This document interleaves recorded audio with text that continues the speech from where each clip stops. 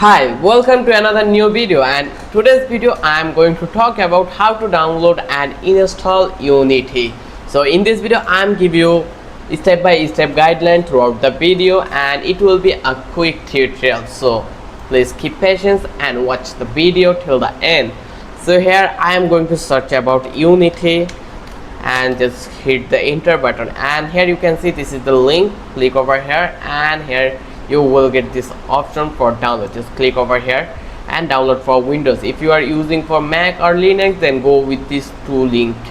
So I'm going to use Windows version. Just click over here and now you can see our download has been started. So we need to be wait a while. Let's see plan and price for Unity. So here you can see this is the free plan where we can get latest version of Unity editor, 20% stackable discount on the Unity assets store, free access to premium sync, and similarly we have the pro options here.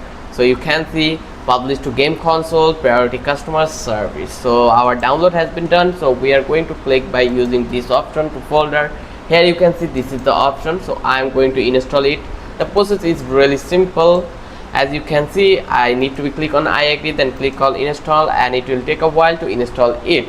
So I hope you understand how much easy to set up and install and also download Unity in your computer.